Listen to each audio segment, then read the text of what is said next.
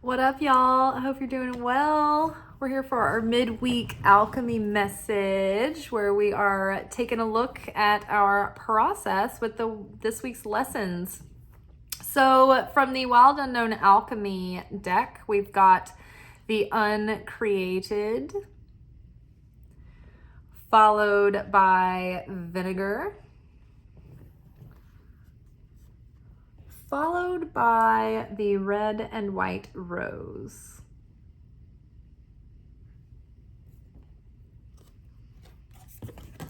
Underneath Uncreated, we've got Two of Pentacles.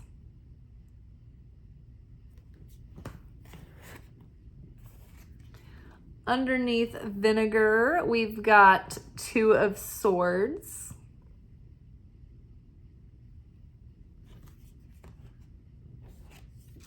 And underneath the Red and White Rose, we've got Knight of Cups, which we had Knight of Cups today in the daily pick a card as well, which is, it ties right into this message. It just like underscored this entire reading basically. So let's get into it. So we've got the Uncreated here, which is just as it sounds. It's the potential. It's the raw, unformed tension that is unbeingness before it becomes beingness. So this is like representative of that veil of non-existence that hangs over existence.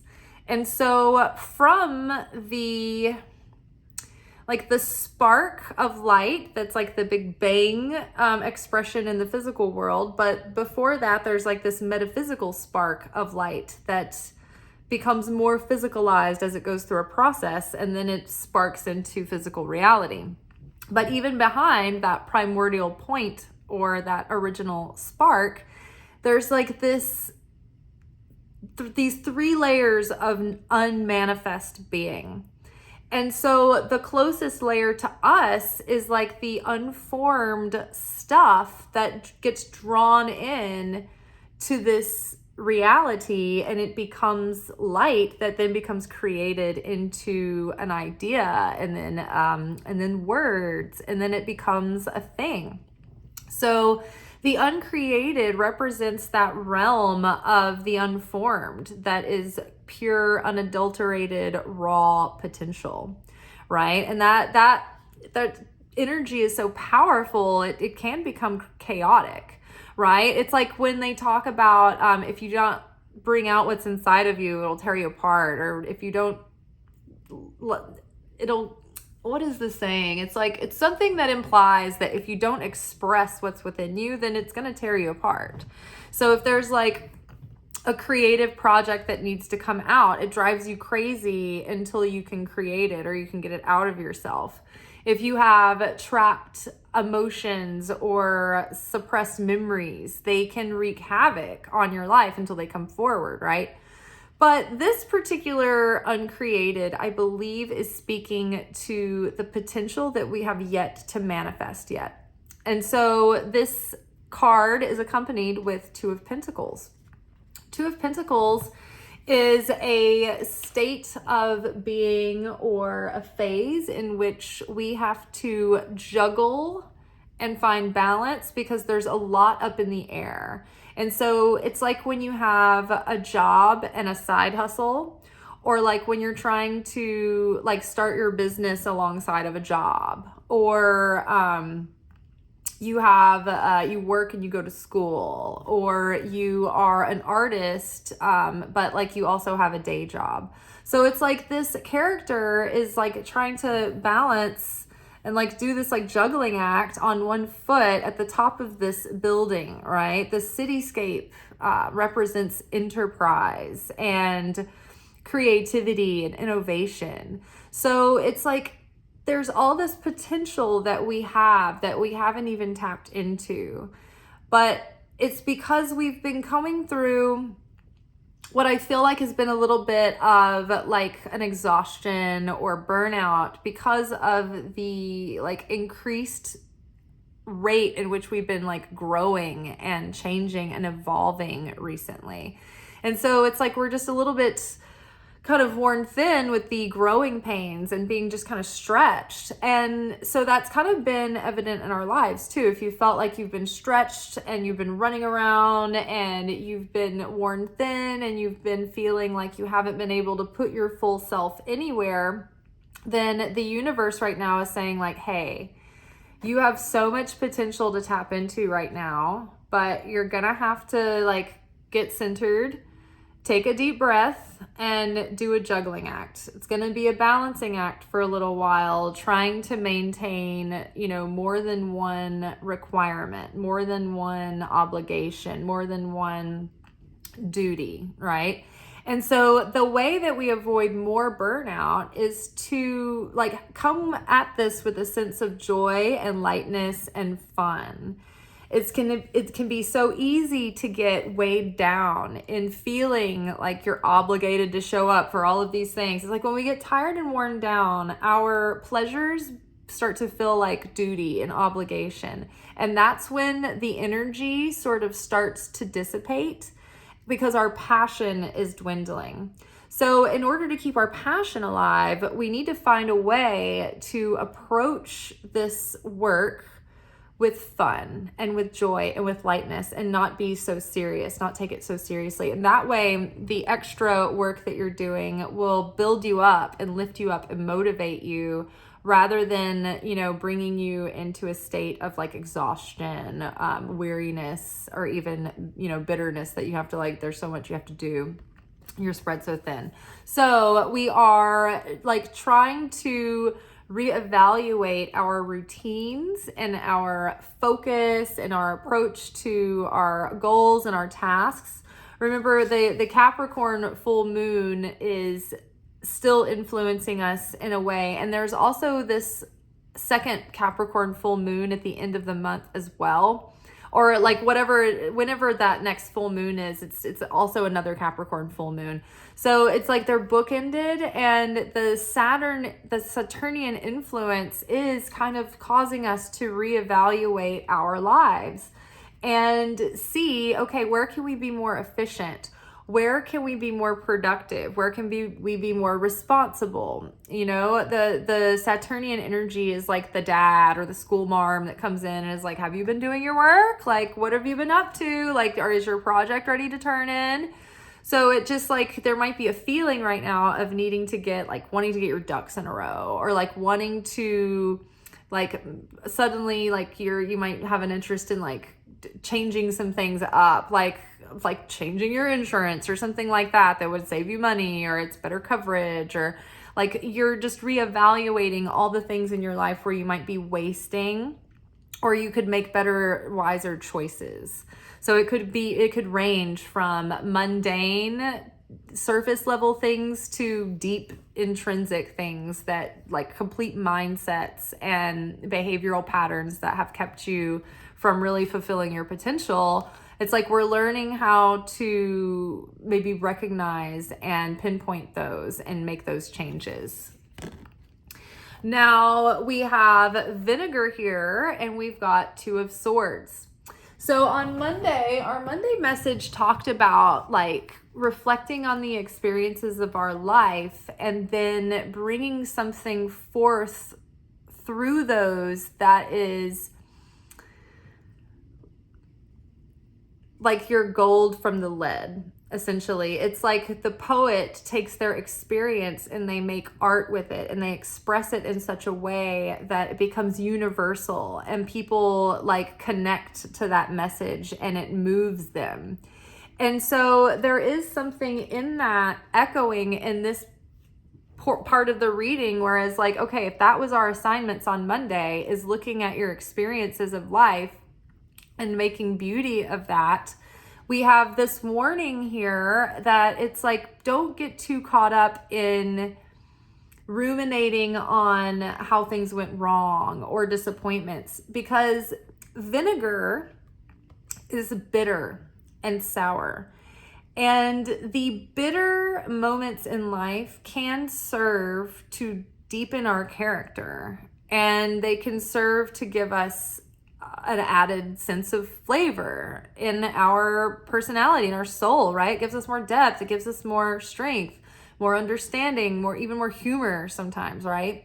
But if we dwell on that too long, because the Two of Swords is like getting into your head and being all up in your head, and you're not really being active. Like this person, see, they're just like, they're like in a trance, and they're thinking about everything from their past, or they're worrying about the future, and you've got this sort of ominous sliver of moon in the background that reveals that they're uncertain. Not everything is clear right now. So they're wrestling with uncertainty. They're wrestling with their clarity, maybe even confusion.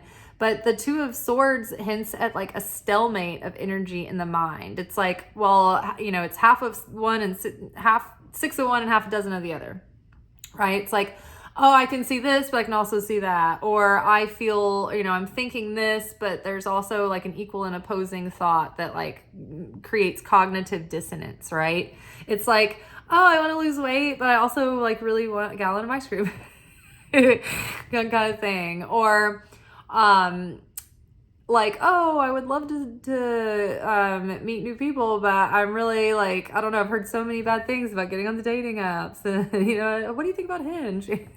Like her TikTok is what is it? The other one, the one that's Tinder. Tinder is garbage, right? So this person is like just sort of stuck in analysis paralysis, either that or just kind of like getting stuck in your past memories, and it's leaving a bitter, sour note.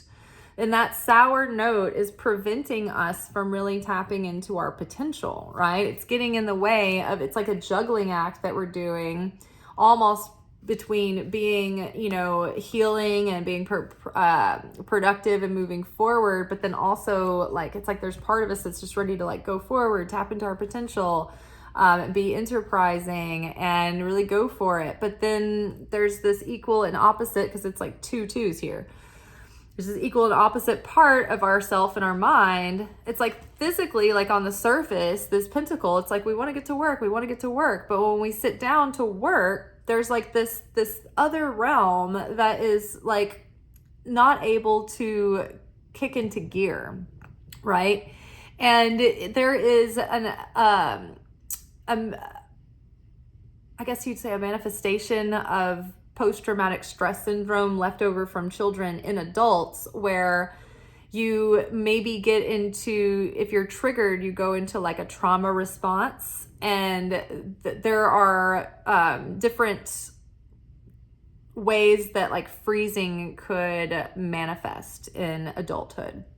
And it could be rumination, right? It can be getting lost in your thoughts. It can be sitting down to do work, but then like not being fruitful with coming up with any results. Like maybe you just can't get your thoughts straight, or like maybe even random like difficulties and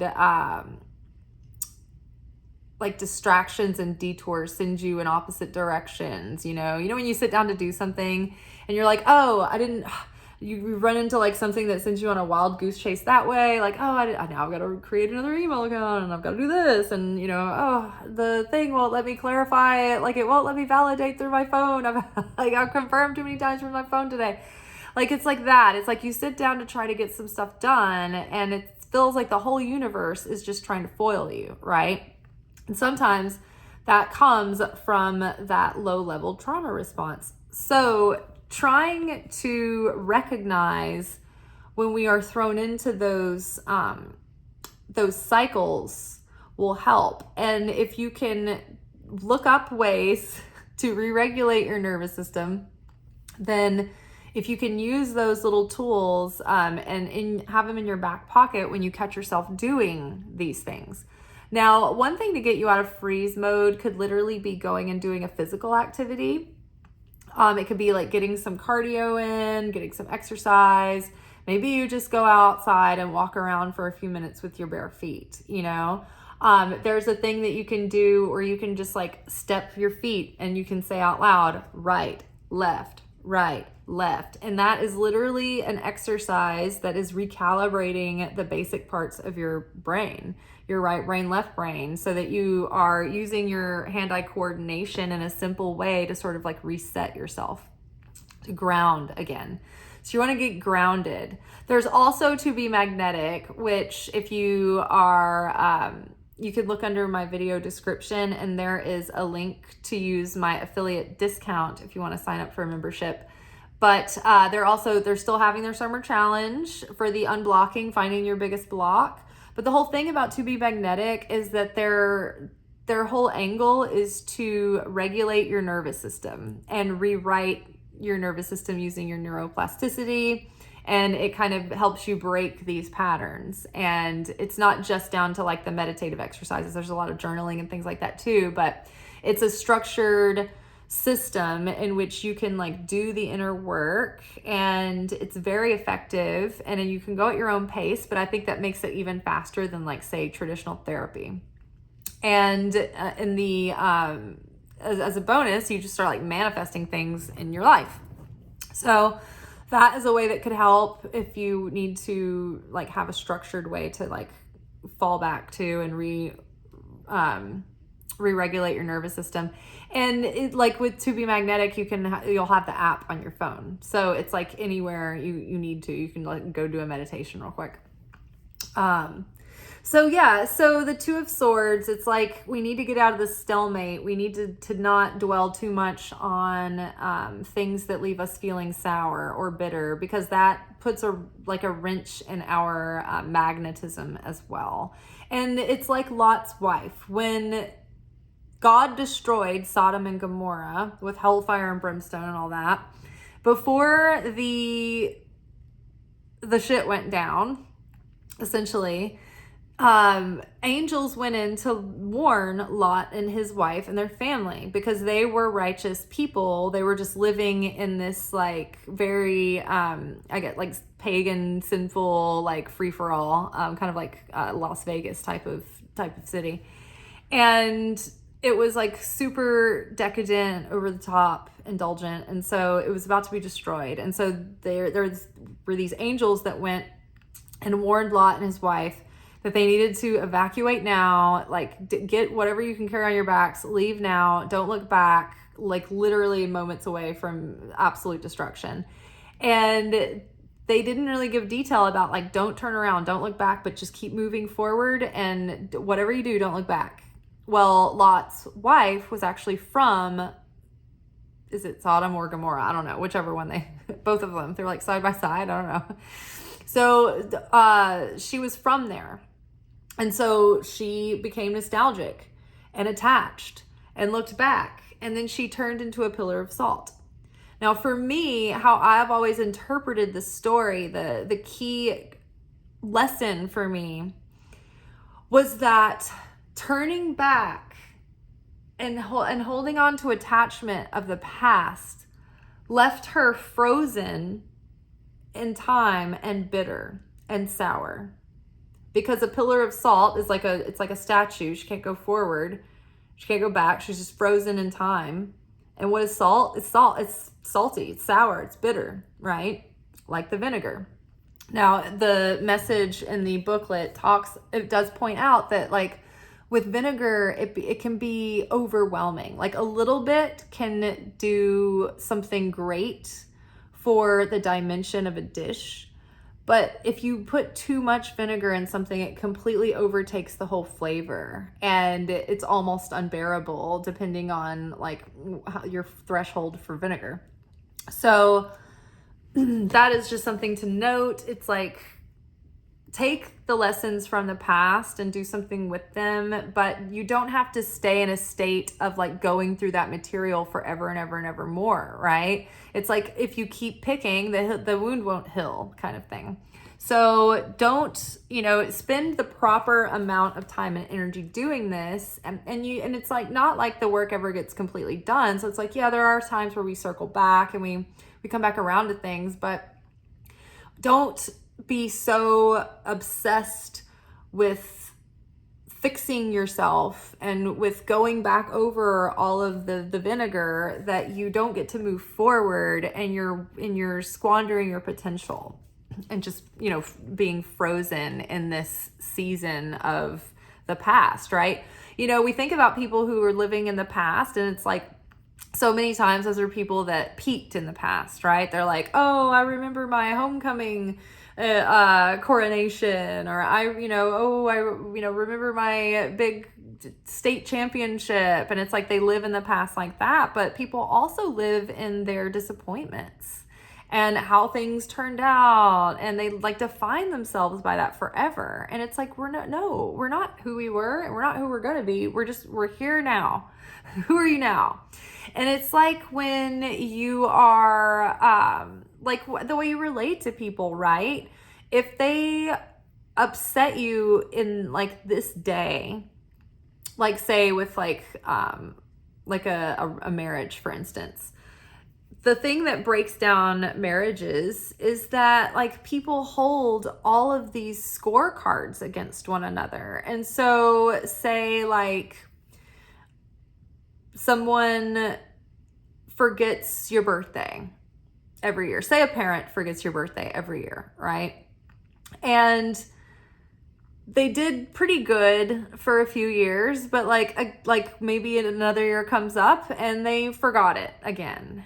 And it might be tempting to be like, well, you always forget my birthday. You never remember. And it's like, it's not just this time. It's all the times before that. It's every time you've ever forgotten. It made me feel like I wasn't important. It's like, that's when you're like dragging all the vinegar into the now. And you're not giving credit for like a new fresh start or a new day. And so it's like, it's better to just address the birthday forgetter over this birthday. Right? And you can't keep bringing up all of the past, baggage every single time, because then it will just break down. There's no progress in a relationship at that point. You're not able to move on from anything. You're just holding something over someone's head for, the rest of their life. So yeah, the vinegar, it's like, learn from it. Let that add to the your flavor a bit, but don't let it create insecurity within you. Don't let it cause you to second guess yourself, or to not believe in yourself anymore, or to be stuck in like indecision or procrastination, right? Let it serve to give you more dimension and strength. And so we've got the red and white rose, which is a symbol of like that kundalini rising. This is like that vitality that comes from, in fact, I might actually just read the booklet for this one to you guys. Because sometimes I just love the way Kim Krans can point out or use certain examples in such a way. But this vitality and this experience integrated into purity and elevation of consciousness and life force and vigor is accompanied with Knight of Cups. And so Knight of Cups came out today, earlier in the pick a card. And I was like, I feel like this is really speaking to our motivation and our inspiration coming back. And maybe like even like getting through creative blocks and finally feeling like things are flowing again, or you're inspired to like pick a project back up, or maybe you're kind of on the other side of the burnout and you're feeling kind of motivated again and inspired and excited by life and feeling creative and theatrical. The Knight of Cups is like the romantic energy of the deck. It's the theater, it's the artist, it's the person who, is like that like bohemian character who's just got like all the charisma, it's like this essence. And I feel like whenever the Knight of Cups comes up, it makes me feel like, getting excited about life and getting swept off your feet with the excitement of something, feeling inspired and feeling like a lust for life again, maybe after a time of feeling like not so excited. The Knight of Cups. Also, the Knight of Cups isn't the most mature of the cups family of face cards. It can be kind of fleeting. It can have a little bit of a lack of commitment, which is kind of true for all of the knights except for the Knight of Pentacles. The knights are like excited and they're out there like exploring the world and they're taking action and they're in the action and adventure stage, but they aren't necessarily mature like the queen and king, where they have commitment and follow through and stick to itiveness, right? So this could very well talk about the idea of getting like, inspiration is so fleeting, right? It comes and goes. I think that his name is Stephen Prescott. If it's not Stephen Prescott, it's Stephen Pressfield. But he has a book, I believe that he writes about this concept in this book called The War of Art instead of The Art of War. This is the book Going Pro. I think he's got two main books. So the Going Pro one, I think, is the one where he talks about this. But he talks about how inspiration is for amateurs. And we can't wait around for inspiration, right? That's going to keep us stuck like this. We're going to be like, oh, I don't feel like it today. I feel sour. I want to be inspired. Maybe I'll get motivated one day. I mean, if I had a dime there's somebody in my life that was always saying like, maybe I'll get motivated to do this one day. And it's like, that never comes. You have to like force yourself to do things, because sometimes you do feel inspired and you sit down and you create a piece of art and you're like, oh, this is great. But if you're going to be a professional artist, or like sometimes you might sit down and write a poem and you're like, oh, that's beautiful. But if you're going to be a real poet and you're going to have thousands of poems, you got to sit down and write every day, whether you feel inspired or not. If you want to be a songwriter and get a song cut, this is a perfect example. You've got to write 100,000 songs. You got to write 100 songs before you've even written a good one. I mean, it's like every 100th song you've got a good one, right? So it's like songwriters are at their craft constantly. They're constantly writing with new people. They're constantly going to writers' rounds and testing out new material, right? Same with comedians. Not every comedian feels like being a big clown every night of the week. But if they want to have a job, they have to show up and clown around for an hour and pretend like they're in a great mood, or make their sourness part of the act. But either way, just because they don't feel like it doesn't mean they don't show up. There's many days where I am like tired and I don't feel like making a video, but I'm committed. And this is part of my calling. And so the point is that I show up every day. It doesn't matter what the result is. It doesn't matter what happens. The point is that God knows that I showed up whether I was inspired or not. And you know what? Usually it's the times where you're not inspired, where that is the opponent trying to trick you into not doing something that you were going to make a big difference for someone.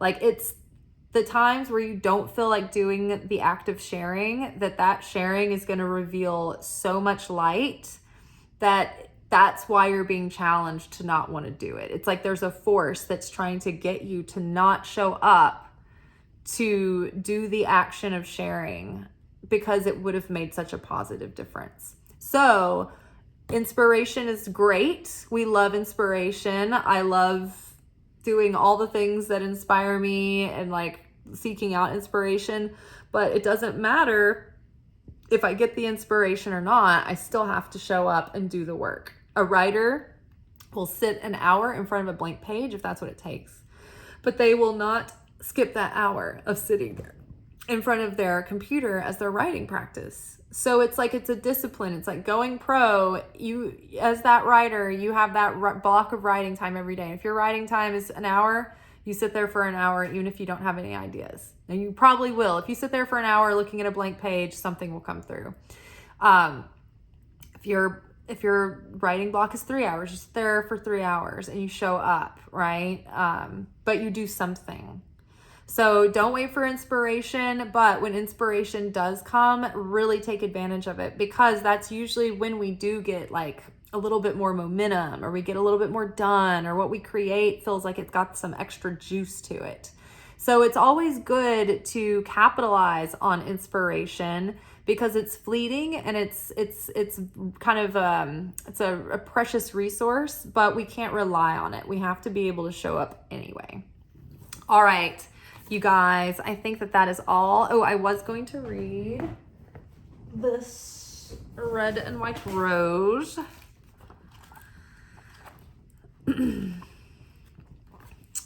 Alrighty. So, vital force, arising, awakening. In the laboratory, the merging of red and white is an exquisite moment. It means something is coming to life before the alchemist's eyes. The pristine white of the rose is not threatened by the blood red pigment. Their mixing does not make pink. Rather, each color remains vibrant in itself, expressing its message. Like the rod of Asclepius, representing health and vitality, the flows, or the floss sapientum appears to signify the awakening of the physical as a gateway to the spiritual. Interesting. We've got the physical as a gateway to the spiritual, right? So let's read that again. Their mixing does not make pink. Rather, each color remains vibrantly itself, expressing its message. So, like the rod of Asclepius, representing health and vitality, the floss sapientum, this is like the hardest ones to read, appears to signify the awakening of the physical as a gateway to the spiritual. Without the body, spiritual teachings remain conceptual, not yet integrated into everyday. Okay, that's something that I didn't even notice before. So without the body, the spiritual concepts remain, hold on, let me read that again. Without the body, spiritual teachings remain conceptual, not yet integrated into the everyday. So without us on earth to be a vessel for the light of the Creator, there is no one to message, to channel the light through. We, the human beings, are here with the ability to speak. We have the ability to write and create. And so if God wants to reveal light through us, it won't be revealed unless we show up in the physical and do the work. This physical world is a gift, and we're here for a limited amount of time. And once we're gone, our spirit will remain, our soul will remain, but we can't do any work to elevate our soul or our consciousness when we're not in the physical flesh. This is where we interact with others and the world in order to do all of that. So don't die with your song inside of you, right? If you don't bring forth what's within you, it will destroy you. That's what I wanted to say earlier. If you don't bring forth what is within you, it will destroy you. So bringing forth what's within you, because there's spiritual gifts that are coming through. And even if it's not anything spiritual, what if it's just like a painting? What if you're a really good painter? What if you're a really good artist? But your work won't come through. It won't be physicalized unless you physicalize it, right? And so you're leaving it in limbo. So without the physical vessel to show up and do the work, it remains unrealized. And then we're taking from other people, because your gift and your assignment was to spread maybe that idea or that message, or to share that spiritual concept with people who needed to hear it. And if you're sitting on it, if you're hoarding it, if you're holding it in out of any reason, fear, insecurity, what have you, if it's your assignment and it's your purpose to say, then that's on you. You have to stand before the judges of heaven one day, and they're going to be like, why didn't you speak your spiritual insights into the world? Why didn't you share those with others? Why did you keep it to yourself? And whatever your answer is, that's what your answer is. But it's like, well, I mean, you're going to have to answer for that. It's like, you had all this like value. We had all these resources that we invested in you, these spiritual pearls of wisdom, and you just let them go to waste, right? So unless we physicalize something, it stays unmanifest. The uncreated. It's like, you've got to get this out. There's this potential. It's uncreated, but we want you to create it. The creation here. This is the creative character of all of the face cards. It's the singer, it's the expresser, it's the poet, it's the actor on the stage, right? So whatever it is, it's like there's all this potential that the universe has in store for us, and it's waiting to come out, and it needs to. Other people need it. But we need to get over whatever is keeping us stuck here. The sour note that's keeping us stuck. It's like we need to get past that. All right. And it could be too that, your perception on something needs tweaking before you can fully reflect and process and embody the wisdom that you've gained from it. So, if you're still looking on something with sour bitterness, then you haven't really integrated the lesson for that yet. And so it can't really be expressed because it's not fully realized. So there could even be like wounds that you have potential to have great insight about that can help others, but it can't be realized until the overwhelming sourness is dealt with. Okay, and then let's finish reading the red and white rose. So this card encourages, hold on, where were we? Let's start with the awakening of the physical as a gateway to the spiritual. Without the body, spiritual teachings remain conceptual, not yet integrated into the everyday. This card encourages the alchemist to honor the body as a temple each and every day, observing it, listening to it, mining it for information and guidance at its height. This card signifies a mastery, a uniting of body to serve the soul's purpose. A uniting of body to serve the soul's purpose. As seen in the like of dancers, athletes, and during the birth process. To go deeper, view Rashid Johnson's Anxious Red Drawings from 2020. To ponder a white rose becoming red. If Flows Sapientum appears along with the Pneuma card, it's a sure sign that the answers will be found in the body and the breath, not in the mind. Well, that's not really applicable for us because even like the mind card really did come up. It was the Two of Swords. In esoteric yoga practices, one may understand this card as kundalini rising, or as the activation of what in Sanskrit is called the Ida Pingala and Sushumna Nadi. Sorry for my limited reading capability. All right, you guys. Well, I think that this is fairly encouraging. I think there's a lot of potential wanting to come through. So much of the world needs what we have, right? Every one of us was gifted with unique gifts and talents and experiences, and people need those. You're uniquely here with your own reasons, and so we have to get those out. We have to get those out into the world. But we can't do that before we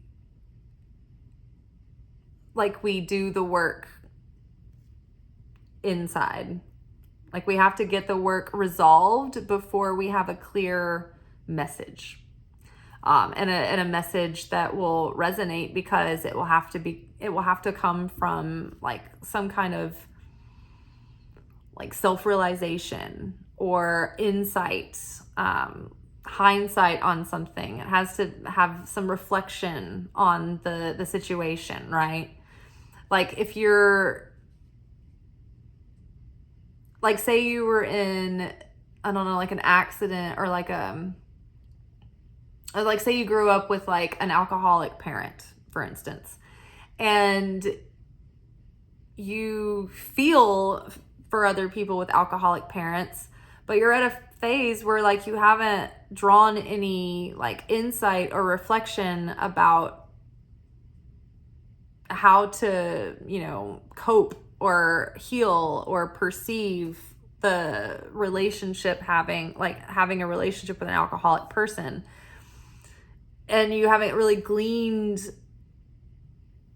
kind of the lessons attached to that yet, then it doesn't help to just talk about the experience to people unless you've been able to like glean from it, if that makes sense. Like if you're expressing this to your friends for help, and that's one thing, but like, you know, it's like you can't help heal other people if you're still sour and you're coming from a sour place with that subject, if that makes sense. I don't know. Other people seem to talk about that more eloquently. They're like, until you've learned something from your experience, you're not ready to teach people about it yet, I guess, unless you've gotten to some level of healing. But there's also this idea where, you know, we have to combat the imposter syndrome because we never really arrive fully.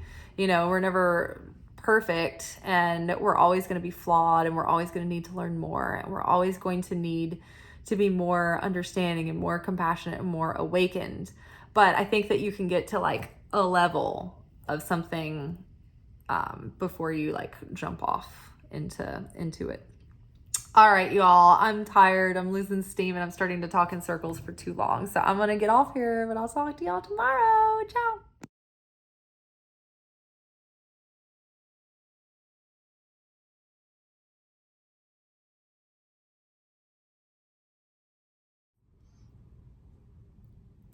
Thank you for watching. If you enjoyed this video and you got something out of it, then please give it a like. Subscribe to the channel. Turn on notifications to be notified of when I drop content.